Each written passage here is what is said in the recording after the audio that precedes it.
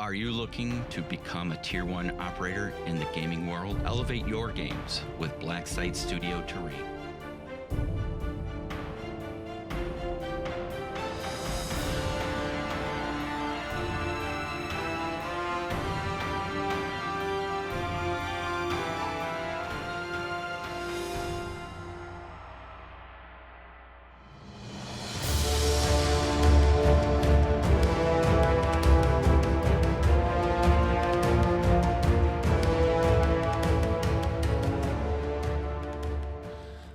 Worried about these T-55s blasting one of my Bradleys, so at least I'm going to get him where he's hull down. He has hull down shielding.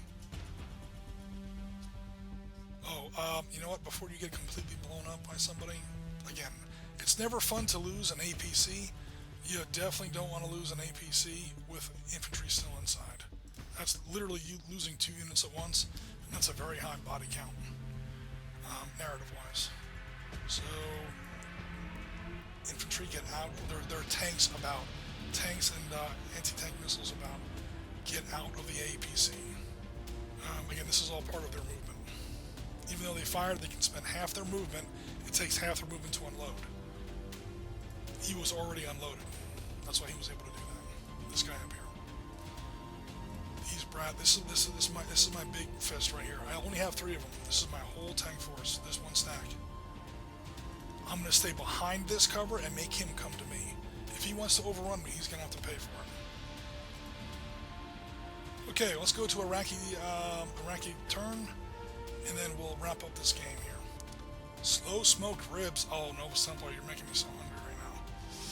I'm going to have to satisfy myself on a feast of bone and blood when these T-72s try to overrun me. Alright, Nova Templar, hopefully you come back from your ribs before we do this. If not, no worries. You can catch it on the replay. Alright, so, where was I? Okay, so, in Panzer Leader, it's not a game where you have like a different plan every turn. And you do this, oh, next turn I'll try that, and turn 3, let me try this other strategy. You have to sit down with the map, take a look at it, take an hour, take a half hour, take a few minutes, and come up with a plan. Because you're really going to get one big swing. This is command tactical level combat, at least academically and vicariously, the way it quote-unquote really happens. You don't get to change your mind in the middle of a firefight. You have one move, and you have to really execute against that move. So the Iraqis are pretty much, especially in the game is small, so the Iraqis are going to go ahead and take their big move right now. They're a direct fire phase. They don't really have too much for fire to do. These T-55s can shoot at the M1s. I think they will. All 3 of these T-55s are going to fire at the M1s. That's 45 against 32. That is 1-to-1 odds, barely. And the reason they're going to do that is I'm hoping to pin down at least one of them, if as the Iraqi player. If I can pin down at least one of them, then when these guys all go to overrun this platoon, it'll be a little bit easier. There'll be one less battery, or not battery, one less platoon of M1s shooting back at me. This is fire and maneuver. This is Panzer Leader rewarding you for, what's the word here? Panzer Leader rewarding you for actually executing real-world tactics. You can't just bum rush somebody. I mean, you can, but you're going to get absolutely curb stomped, especially with modern weapons. You have to put fire down on that target, pin at least some of them down, and then rush with somebody else. Why? Because Panzer Leader, like most good war games, prohibits you from firing and moving in the same turn. You do most of your firing in the enemy's turn. You do your movement during your turn. That's the way most good war games work. The exception being games like this, where the Americans can move and fire most of their units. But even that is limited. Only some units can do it, and they can only move half. And that's because they're the best of the best with, $1 billion army. Most armies cannot do that. T-55s are going to take a poke at some M1s. That just sounds sad. But they're the Iraqis. They're desperate. They're trying to cover their friends. 45, 315s versus 32. That is 1-to-1 odds. That asterisk there, after their 32, their defense, means that they get a bonus against guided weapons. That's chomp armor. that's laminate armor, chobham armor, some sort of composite armor that is specifically built to defeat heat ammunition, high explosive anti-tank ammunition. That's the kind of stuff that you see in anti-tank guided weapons like the AT-5. That doesn't apply here, so it's a straight 32. So it's 45 versus 32, 1-to-1. I'm just going to go ahead and pretend that the Iraqis make this roll. Okay, they barely missed it with a 4. A 1, 2, or a 3, they would have pinned down one of those American platoons. Okay? As it is, they rolled a 4. But just for fun, and to show how the game works, we're going to go ahead and pretend that they rolled a 3. That means that these 3 T-55s managed to pin down one unit of Abrams momentarily. Okay, that's going to be a big deal. So what's going to happen now is everybody else comes screaming over this ridge for a massive overrun attack. They are literally overrunning. They're going to try to overrun those American Abrams. I don't really like their chances. Okay, now this guy up here. 1, 2. Now he's going downhill. 3, 4, 5. Oh man, are you kidding me? Close enough. They're going to try and overrun against this position. So now you see where the Americans are in a bit of a bind. Okay, if I throw all my toes against those T-72s, I'm going to lose these Bradleys. Or I'm going to lose some Abrams down here. So the Iraqi player, because he's the Iraqi player, is being dealt kind of a crappy hand. I.e., I have T-55s and T-72s and I'm playing the Iraqis. But he's making the best that he can out of a crappy situation. He is going for a maximum kind of an attack, and he's attacking all at once. You do not hold back. You do not attack in waves. You hit the enemy. You have to hit the enemy with everything you have, and you have to do it all at once. And what that's going to do is, even an M1 Abram can only kill one T-55 at a time. And if you rush him with 10, 20, 30, 50, 100 tanks, somebody just might get lucky. So the Americans are actually in a little bit of a bind here. The Americans are in trouble. Because again, all these tow missiles have been launched. He doesn't get to use those again. Those Bradleys only carry like a handful of tow missiles, enough for in game terms 1 phase of fire. Okay, so let's do the opportunity fire. So opportunity fire is what you take while the enemy's moving. You are taking your fire phase early, but I think that I think now is the time. The Americans are being overrun by 1, 2, 3, 4, 5, 6, 7, 8, 9, 10 times 5. There are 50 tanks coming at the Americans, while 15 others fire at me, while 10 others try to rally. So let me go ahead and try to rally those 2 T-55s real fast, just to keep the turn sequence straight. 1 or 2, they rally. These Iraqis aren't playing around, man. These Iraqis, for the record, are doing way better than their historical counterparts. This is the one that kind of scares me a little bit. 15 T-72s are coming straight off this ridge, and they are overrunning M1 Bradleys and exposed American infantry. Fortunately, the M2 Bradleys and the American rifle platoons are not completely helpless. They do have quite a bit of fire that they can do.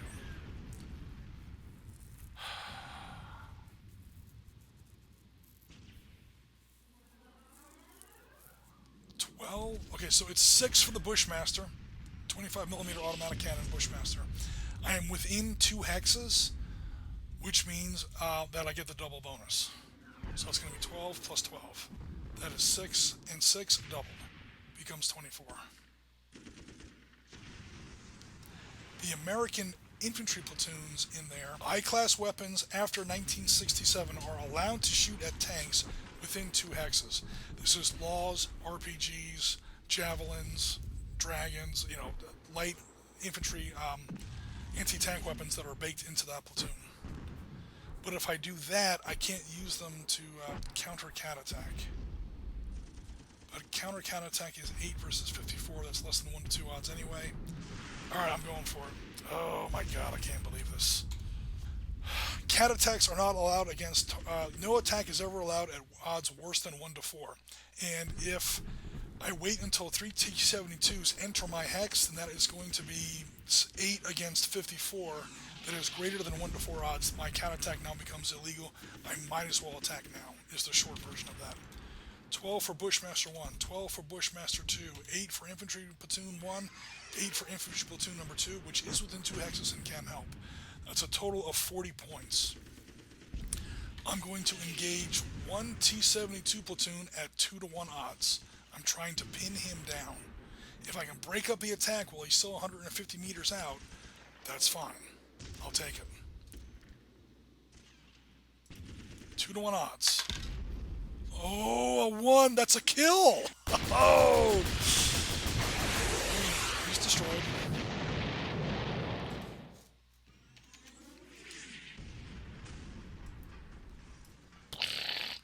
Okay, the other 2 are coming in. Do I let the overrun happen, or do I have some Apaches provide fire support? But what we have here is one massive battalion of Iraqi tanks overrunning our Abrams here. All alone.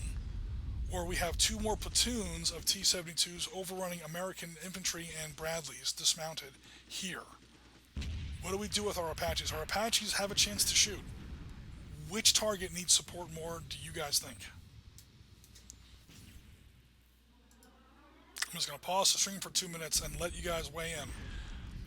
It's you are now the squadron commander of those 6 AH-64 Apaches. You see 2 groups of Americans in potentially very serious trouble. Which one needs help more? Note, not all Apaches have to shoot at the same target. 2 of them can fire one way, 1 of them can fire the other way. We have these guys who are going to be overrun. They're only in Bradleys and they've already taken their shot. These 2 units are about to overrun. These 2 platoons of T-72s. Okay. Down here, we have... Now, these American tanks have yet to fire. Also, that's it. Because he can't fire. Also, oh, I'm sorry, this Bushmaster can fire, but he's more than 2 hexes away. He's only going to get 6. Right now, the orders are 2 flights of Apaches to support the Bradleys here, and 1 flight of Apaches to support the Abrams down here to the south. Got it. All right, cool. We have a confirmation order from Liberty 6, otherwise known as Colonel Lomax, Brigade Commander of 137, 1st Armored Division. Here we go. That's 50 and 50. Cool. So this is their last Hellfire. He's going to have 1 Hellfire left. These 2, this is their last set of Hellfires. Off they go. 50 plus 50 versus 18... 100 divided by, 100 divided by 18. Alright, I'm going to try and kill one of them at 4 to 1. And then that last one is on his own. We're going to have to see how the overrun goes. Or we can try to pin down both of them. 100 divided by 2 18s is 36, right? 2 to 1. I'm going to try and cut down my casualties. I'm going to be not aggressive and play it safe. I'm going to go for both of the T-72 platoons as a pin rather than one of them as a kill, and then that 3rd one gets to execute his overrun attack. Because that overrun attack is not pretty. I could very easily lose 2 platoons of Bradleys and a whole platoon of infantry. That's a lot of letters home. I'm going to go ahead and not do that. I'm going to spread that Hellfire attack out on both of those T-72 platoons. So I'm going to play conservatively here and go for a 2 to 1. 2 to 1, but this applies against both of the T-72 platoons. 2. There's 2 T-72 platoons pinned down. That overrun attack now never happens. And all these guys say, man, we owe you a beer. We're going to go back to base tonight, and then we're going to go to wherever those helicopters are based at. We're going to buy a whole keg of beer, a whole case, a whole keg, a whole case of kegs. How about that? Meanwhile, last one, AH-64 Apache is going to go ahead and fire at these T-72s and T-55s that are trying to overrun these Abrams. These Abrams are also in trouble, but they get to fire now as well. So, first, the Apaches to the north fire. They're firing, they're second to last. This is the one guy who didn't get to fire last turn because he keeps getting pinned down. H-64 to the north gets to fire his Hellfires. He has one Hellfire strike left after this. He fires. This guy down here gets to fire his 12. He's going to fire right down here at these guys that are 2 hexes away. Okay, that's his 25mm Bushmasters. This infantry platoon. Ooh, I take that back. He can't do that. Can't do that. He's blocked by this hex mine. He can fire at these guys, but he doesn't get the double bonus. That means this unit does not get to shoot at all, and this unit does not get doubled. That's somewhat bad news. 50 plus 6, and that's it. Okay, now the Abrams get to fire to defend themselves. Alright, let's see how good these guys really are. 108, no, yeah, 108 plus 108. That's the 2 surviving platoons of M1 Abrams in there. Or I should say the 2 that aren't dispersed. Plus 50 from the TOW, plus 6 from the Bushmaster, and the infantry can't help. 272. I'm going to engage all 3 of these platoons. I'm going to engage 2 platoons of T-55s, not all 3. That's a solid 3 to 1. Okay, I probably won't kill them, but I will definitely disperse them. Okay, I will definitely disperse them. That saves me, because now the only ones that are left are going to be this one platoon, the one platoon I didn't shoot at, plus this one platoon. Notice their attack strength combined now equals 30. 15 plus 15, right? This is me getting cagey with the rules. Why is that important? Because it's going to be 15 plus 15 makes 30, attacking into 3 platoons of 32. That is just enough to be 1 to 4 odds. In fact, you know what? I am going to go ahead and engage all 3. Because you're allowed to attack at 1 to 4. You're not allowed to attack at worse than 1 to 4. Okay. Is that still 3 to 1? It becomes the crushing point. 54 for T-72s plus 36 in T-55s. 90. 272 divided by 90. That's still barely 3 to 1. Oh, 272 divided by 90. 3.022222.